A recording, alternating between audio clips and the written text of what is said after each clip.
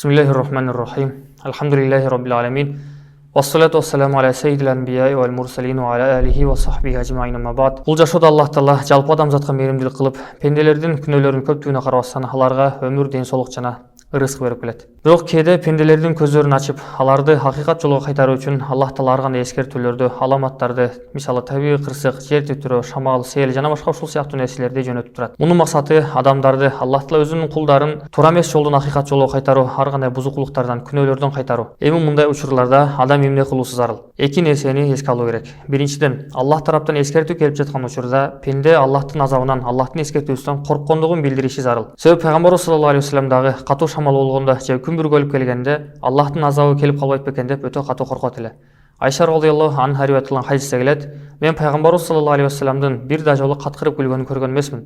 Пайгамбарыбыз саллаллаху алейхи вассалам күлгөндө жылмайып гана коет эле. Качан пайгамбарыбыз саллаллаху алейхи вассалам күн бүргөлүп жатканын же болбосо шамал болгонун көргөндө анын жүзүнөн коркуп жаткандыгы ачыктан ачык билинет эле. Бир жолу Айшени өзү сурады: "О Аллахтын элчиси, адамдар күн бүркөлгөнүн көргөндө жамгыр жайт экен деп кубанышат. Ал эми сиз болсо күн бүркөлгөнүн көргөндө жүзүңүздөн корккондугуңузду байкайм" дейт. Ошондо пайгамбарыбыз саллаллаху алейхи вассалам жооп берди: "О Айша, ошол булут аркылуу азап келүүсүнөн кантип коопсуз боло алам?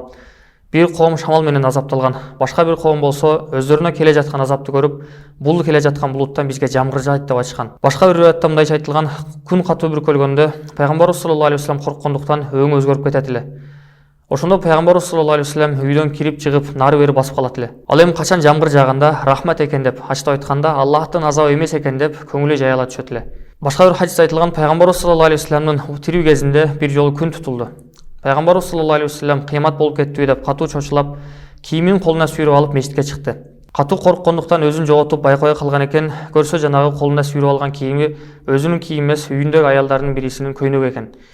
Кимдир бирөө келди дагы пайгамбарыбыз саллаллаху алейхи вассаламдын колунан жанагы көйнөктү алып өзүнүн жамынчысын берди. Пайгамбарыбыз саллаллаху алейхи вассалам мешитке барып өтө узун намаз окуду дагы. Намаздан кийин адамдарга кайрылып айтты: "Чындыгында Аллах Таала жөнөтүп жаткан бул аламаттар кимдир бирөөнүн өлүмү же кимдир бирөөнүн төрөлгөнү себептен болбойт.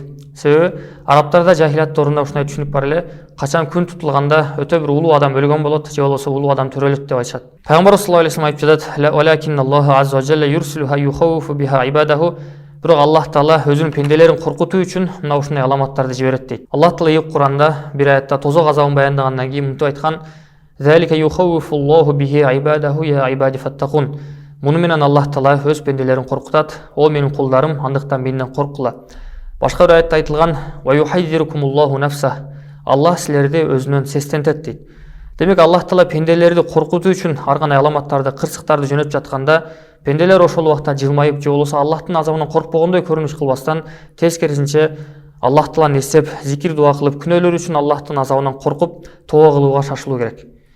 Ибн Аби Дуня рахматуллахи алейхи айтат: "Бир жолу Айшени өздөн жер титирөө эмне себептен болот деп суралганда Айшени өзү айтты: качан адамдар зынаны, уят арам иштерди эч кандай күнөө деп эсептебестен, арам деп эсептебестен ачыктан ачык кыла баштаганда, арак иче баштаганда, ошондой эле музыкалык аспаптарда ойноп калганда, Аллах Таала карданаттагы жерге буларды титиреткин деп өкүм берет." Бир жолу Умар ибн Абдул-Азиз рахматуллахи алейхинин доорунда жер титирөө болду. Ошондо Умар ибн Абдул-Азиз рахматуллахи алейхи мамлекеттин ар кайсы шаарларына мындай мазмунда кат жазды: "Албетте бул жер титирөө Аллахтын каарданып жаткандыгынын белгиси. Мен баардык шаарларга кат жаздым. Алар шаардан талаага чыгып, намаз окуп, тооба кылууга өкүм бердим. Ошондой эле кимдин акчасы бар болсо, аны кедей кембагалдарга таратып садака кылсын" дейт. Андыктан Аллах Таала баарыбызга билип билбей кылган күнөөлөрүбүз үчүн тооба кылып, жакшы амалдарды көбөйтүүгө мүмкүнчүлүк берсин жана ошондой эле Аллах Таала баарыбызды өзүнүн азабынан сактаган болсун. Субханакаллахумма бихамдик, нашхаду ан ла илаха илля анта, настагфирука ва натубу илейк.